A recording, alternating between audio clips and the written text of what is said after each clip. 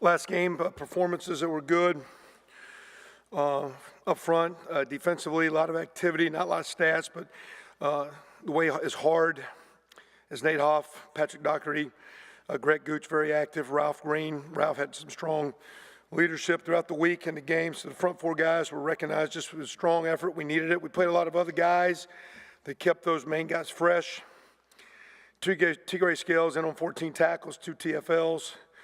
Marcus Oliver, 10 tackles, 1 tackle for loss. Quarterback hurry, forced fumble.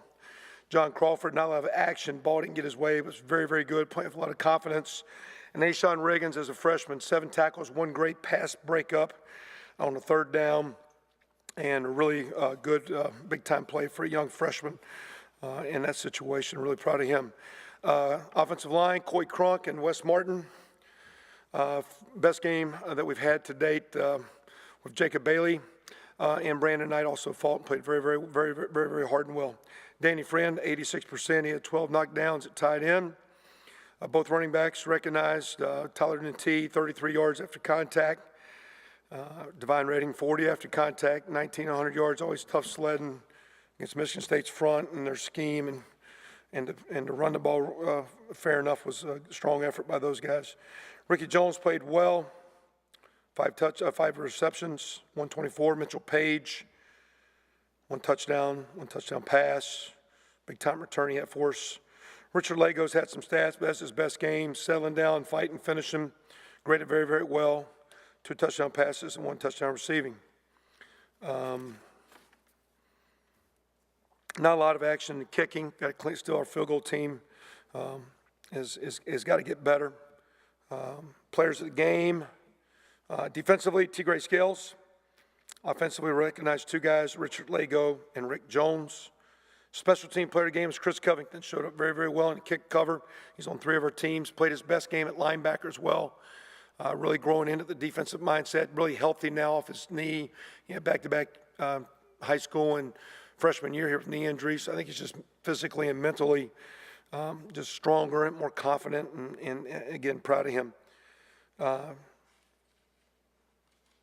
Stallings, Albemonte, and Attar were our scout defensive players of the week, and Jack Trainer, Peyton Ramsey, our offensive scout team players of the week. Some really good plays in that game. Luke Timmons' pick catch was awesome. You know, the throwback, Mitchell making a play and under duress. You know, a couple of those touchdown catches were very impressive. Westbrook's fumble recovery when the Michigan State guy got away from Divine going up and over and the ball got loose. Michigan State made an awesome play keeping in bounds. You know, Nick doesn't, they get that ball, that was a point drive. So great effort to be there. Some things we really got to work on. We had 3 holding calls, a couple of them again in scoring zone situations that really hurt our offense. Busted coverage, gave up a pass. Richard missed a shot that should have been big play touchdown and floated one that got picked off. And Divine just taking care of the ball has got to clean up. Some big plays in the game, too, that people forget about. The blocked field goal, the first drive by Doherty, which is a huge difference in the game. The last 3 plays on defense, Tony Fields with a huge one-on-one tackle and the 2 sacks by Hoff and Doherty. Fumble recovery by Westbrook. I think Lego's resiliency and staying strong and confident, more mature down the stretch was great to see. The 4th quarter, our defense had a chance to make a finish, and they didn't. We've been down that road before. A little concern there. Matter of fact, somebody said after the game, you think about resting your defense when mathematically, and you never do that. But it's really great to see those guys respond and get a 3-play stop, because typically we've never done that. Would have been great to have gotten the stop and get them on schedule. We had a 4th down opportunity, a lot of chances. Credit Michigan State and their players for fighting to give them a chance to win the game. But I was really proud of the defense for that overtime 1-2-3 stop deal. That was awesome. Offense, we're still missing some red zone opportunities. Our 3rd downs were better. Still need to work on that. We played hard. I don't know how well we played. We got so many things we can get good at, and we got to improve at. And then this week we got Ohio State coming in. They're awfully good. You know, always are, but very, very talented. Again, to me, right now it starts with Coach Meyer and the standard that he and the staff set in recruiting, development, you name it, tradition, talent. They got players. They got a great program. And they're playing about as good as anybody in college ball right now. They're first basically in every offensive or defensive stat in the conference. So it'd be yards, points, rushing, time of possession, defense stops, defensive yards. They're first in every stat. We were looking for a statistical advantage, and we noticed their punter wasn't very good. And then we noticed he only had 11 punts. He's not registered. He would be first in the NCAA. So I don't know if you're a great punter, why you'd want to go to Ohio State, to tell you the truth, because they don't use it. But their punter is awesome. And there's a great football team, a great program. It's an awesome challenge, strong challenge, but it is what it is. It's Big Ten East football, and we're in the thick of it. So it was a nice win. It was a good win. But now it's Monday, and it's the next one. And here comes one of the premier teams and programs of college ball. Questions? All right, we're good. Where was Jake Robinson this week? He had concussion. Had an ankle, hurt in the last game. Coach, what kind of challenges with that offense? Notice all those injured guys from one week to the next week. Wasn't the reason the week before, and wasn't the reason this week. You dance with who you got. So we always got to talk about medical. There's a bunch of guys played hard the other day. If y'all, anyway, just FYI. But it's that time of year, it's season. Like I say, our guys we're just trying to work them hard to get back in. We'll see again what Dan is. Demetric's out for a while with the back deal, and it might cost him the rest of his season. But I know that all the guys are working to get back, and our medical crew will do the best they can with them. But we've recruited well enough that, it's not the next guy up. It's not the next guy's got to pick up. Everybody's got to pick up. Because you don't replace Dan. It's everybody does their job better. It's not Jacob. It's everybody around him. You know what I'm saying? And so that's the deal. That's called team. And like you say, one individual, and you go through back, a couple years ago when Tevin's playing, those closing drives at Missouri and those closing drives at Purdue, he's on the bench. Because he couldn't go because of his condition he had. So you play with the guys that are out there. Unfortunately, we're not great yet, but we're getting better guys. And like I said, I'm proud of the team, and I think that's one of the things to concentrate on. Every team has injuries, deal with it. And our guys work hard to get back, but I'm really just like say, not just the guy that comes in, but the whole team's got to rally and step up, and that's what you do when you play in this conference and you play this game. That's what you got to do. Just to follow up, Dimitric, I think he said on the radio show, but he had like an actual surgical procedure. Correct. Yeah, like a little disc. It had a bulging disc. Had to get trimmed.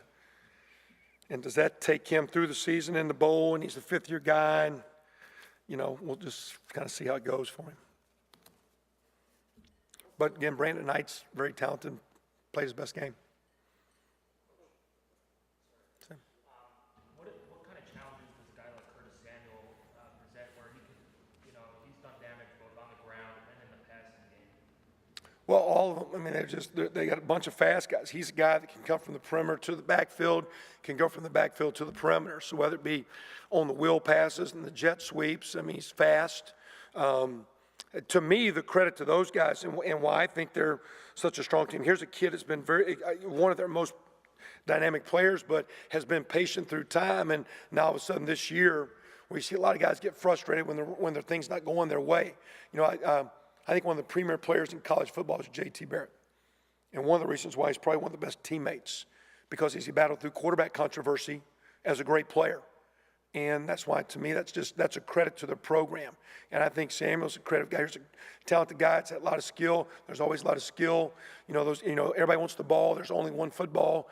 How many plays you get on the field? You see this guy now at the end of his career playing so dynamic. It's a credit to him and Coach Meyer and their staff for keeping those guys buying in to their team aspect, because he's a great individual, but he's a part of what is a really strong team. So he's fast, great playmaker. Like I say, you can't identify just him because you have to identify all their guys. The one receiver's making some unbelievable catches, but they all are. Tight end plays always been good. They lead the conference in rushing. Mike Weber's tremendous back. One of the best players in college football. They're talking about a lot of quarterbacks. J.T. Barrett is one of the absolute best players in college football. And so that's, to me, it's a cast of great, great, talented players. I respect the way they play as a team. And when you have all those skilled kids keeping their egos for the good of the team, that's a credit to the way those guys coach and play. we were recruiting him, you kind of went down there with the whole package. Who's this? Nate T. You went down there with the whole package kind of. I thought you said AT, like I was that old recruiting, like I got old all of a sudden there. No. He said he went down there with the whole package kind of centered around him, pitching him on that. I mean, when you first saw his recruiting film, when you first heard about him, I mean, are your eyes getting big thinking of all the things he did? Well, it was weird because I went down to see Lego and I had some time to kill and went to 2 really good schools and asked 2 coaches that I know very, very well from my time in Oklahoma, who's the best player around that's kind of no one's really recruiting that hard right now. And they said, quarterback at Euless Trinity. And so, well, 15 miles away, know that program well, had been there many times. I just drove in and called the coach. Matter of fact, didn't even get the coach on the phone. I walked in and said, hey, coach, I'm killing time. I'm here to see a kid later tonight. They say, you got this guy. Tell me about him. I think, well, he's a quarterback. He's a lefty. He's kind of short and heavy. And he goes, I don't think a lot of coaches assistant coaches are selling him to the head coach. I said, well, let me see the tape. And, he's basically doing a lot of, it wasn't a wildcat offense, but in his running style, he's basically like a wildcat. And he threw the ball, and that's why we threw it the other day with him. We tried. He doesn't have a bad arm. He had 2 years and 2,700 yards total offense. I just didn't think we had a big back like that.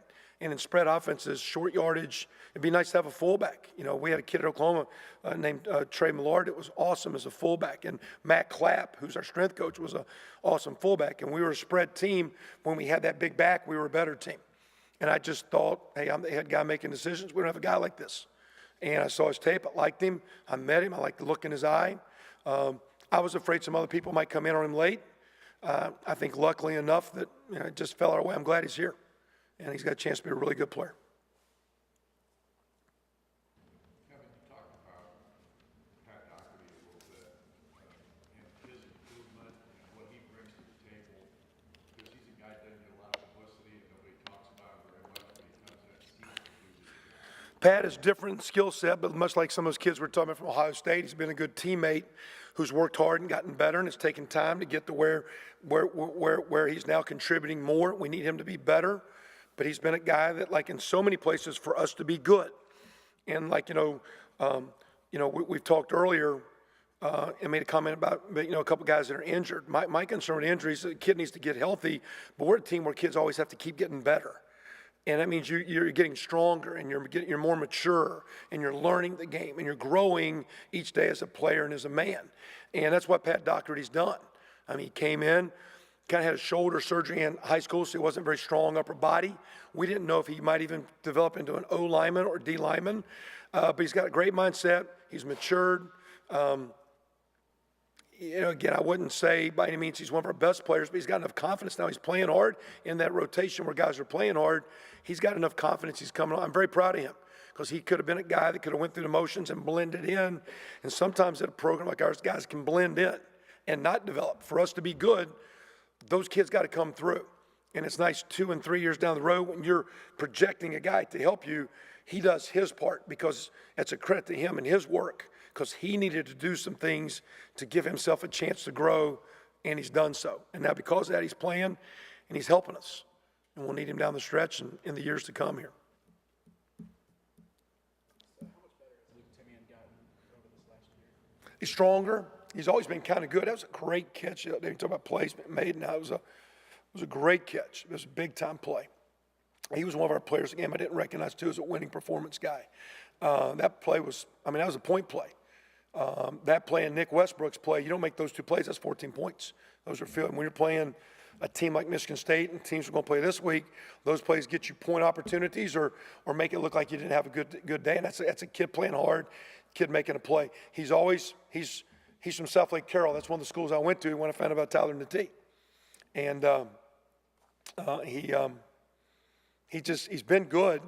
He was at our, we had him at camp coming out of high school, but he's just gotten stronger. And with that, he's now a little bit more competitive and hopefully his role, he was one of those guys that really, you look at, I wish I had a scholarship to give that kid because he's as good as a lot of scholarship players we have. He seems to be in the right place at the right time a lot. It was the right play call. You talk play calls like the other day, because we were in a big guy set, that one touchdown Ricky Jones had went to him. If we'd have been a 3 receiver set, that was Mitchell Page's play. Just personnel was on the field. But because we're in big guys, there was 2 receivers, we got in a formation, that thing got dialed up to Rick. If we'd have been a 3 receiver set with a flaked out receiver, Mitchell would have been the inside guy, made the same play, if that makes sense. So sometimes when guys are getting balls, you're not getting balls, it's coverages, it's opportunities. And, you know, I think the quarterbacks trust him. You know, sometimes you know, whether you look away, but sometimes in one-on-one matchups, you like guys. And you could ask, I hope I don't have guys that are locking on receivers, but I think they know if they throw the ball to Luke, he's got hands, he'll come down with it. So. Yeah.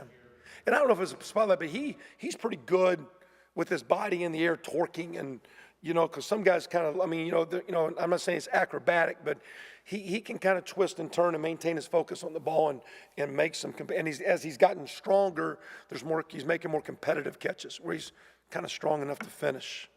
He'll get challenged big time by these big defensive backs this week.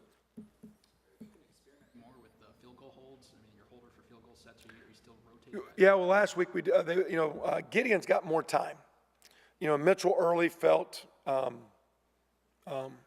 playing offense, his emotions. It was hard to calm down after a score because he's so involved with that. He wants to take his gloves off, and he asked early, and I said, "No, you need to do it because I trust you." And then the kids just after we had our blunder at Wake Forest, you know, I asked Oaks, "What do you want?" And because to me that's his team, and right now, like, you know, we addressed that this morning. You need to make sure, and as coaches, we're going to help you, but you get your group right. And because he can only make a field goal when the other 10 guys do their job. If you can't snap it, you can't hold it, and you can't protect. The kicker gets all the credit. Every football plays, it's an 11-man job. And right now that team's got to get better. And so we've kind of, hey, you know, that kid's got a boatload of talent. He's very, very competitive. He is a great kicker. And I'm kind of putting it a little bit on him to make sure. And he said, let me have Joseph. And because we just have more time together. And not that Mitchell's had bad holes. That's who we wanted. So, you know, it's kind of like, you know, a lot of times you ask quarterback, which play you like, which one are you more confident in? Because quite honestly, I don't know if Mitchell's a good holder as much as I had confidence in Mitchell as a player. And I think, you know, where Griff's like, you know, I just like, well, I get, because when they're in practice, those guys are doing it the whole time. And he goes, I just have more time with Joseph, so we're going to stay with Joseph for now. Mitchell will be in the mix if there's an issue, injury, whatnot. Danny Cameron also does it.